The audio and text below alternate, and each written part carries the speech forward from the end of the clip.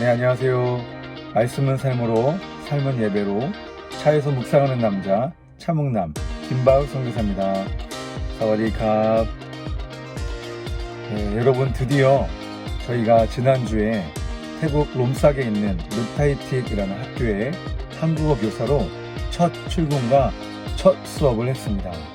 어제랑 오늘도 학교에서 한국어를 가르치고 왔습니다. 학교에 가보니까요, 유치원부터 고등학교까지 있더라고요.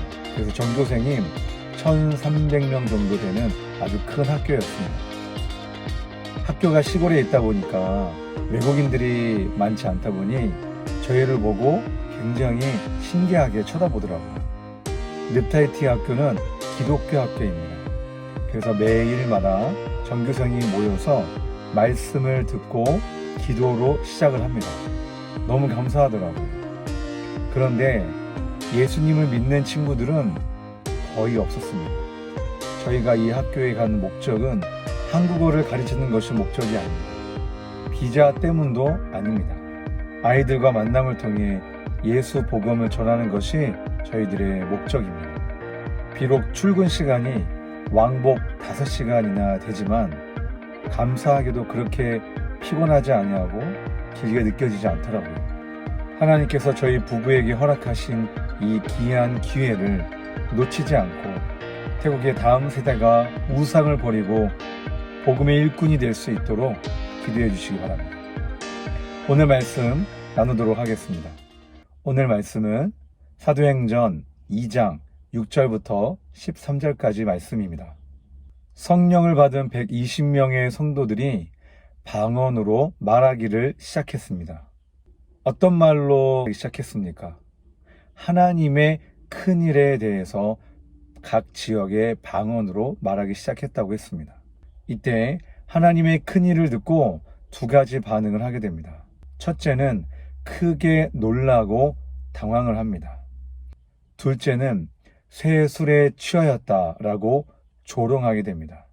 120명의 성도들이 방언으로 말했다고 해서 못 알아들은 것이 아닙니다. 알아들을 수 있는 자기 방언으로 하나님의 큰 일을 분명하고 확실하게 들었습니다. 그런데 왜 사람들은 조롱에 반응을 했을까요? 하나님의 큰 일에 대해서 받아들일 준비가 되어 있지 않았기 때문입니다. 그런 일이 일어나서는 안 된다라는 겁니다. 하나님의 큰 일이 어떤 일이겠습니까? 오늘날 뉴스에 나오는 일들이지 않겠습니까? 전혀 예측할 수 없는 일들이 전 세계 곳곳에서 일어나고 있습니다. 세계의 경제적인 위기, 기후 환경의 위기 등등. 며칠 전에 태국 현지 사역자가 주유소에서 주유를 하고 주유한 인증사진을 본인의 SNS에 올렸습니다. 거기에 댓글을 보니까 이런 댓글이 있더라고요. 나는 내일부터 걸어서 출근할 거야. 기름값이 너무나도 무섭게 올랐다라는 겁니다. 여러분, 사람들은 코로나가 끝나가는 이 상황 가운데에서 기대를 합니다. 어떠한 기대이겠습니까? 코로나 이전처럼 많이라도 좋아지기를 기대합니다. 그러나 언론에서 전해지는 것처럼 좋아지기는커녕 위기의 수준이 아니라 재앙으로 보고 있습니다.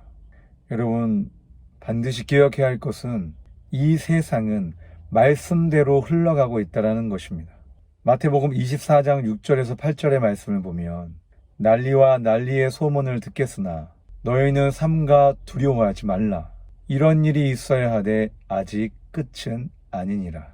민족이 민족을, 나라가 나라를 대적하여 일어나겠고 곳곳에 기근과 지진이 있으리니 이 모든 것은 재난의 시작이니라. 13절 말씀에 그러나 끝까지 견디는 자는 구원을 얻으리라 라고 말씀하고 있습니다. 저와 여러분들이 해야 할 일은 무엇이겠습니까? 끝까지 견디는 겁니다. 여러분, 이 말이 너무나도 버거우시죠? 말씀대로 끝까지 견디는 자는 그 끝은 무엇입니까? 구원입니다. 여러분, 이보다 더 좋은 것이 있겠습니까? 구원이라는데, 영원한 생명이라는데, 이보다 좋은 건 없습니다. 사랑하는 성도 여러분, 고난은 두려워하고 피하는 것이 아니라 고난은 통과해야 하는 것입니다. 우리 부모님 세대들을 보면 이 고난을 다 통과하셨습니다. 삶이 너무 어려워서 많이 배우지도 못하셨고 이보다 더 어렵고 열악한 상황 가운데에서도 견디고 버티며 수많은 위기들과 고난들을 통과하셨습니다. 이것이 바로 영적인 원리입니다. 하나님의 사람은 고난을 통과해야 합니다. 사랑하는 성도 여러분, 임마누엘 하나님께서 항상 함께하고 계심을 믿고 고난 따위를 멋지게 통과하시는 우리 모두가 되시길 주님의 이름으로 축복합니다.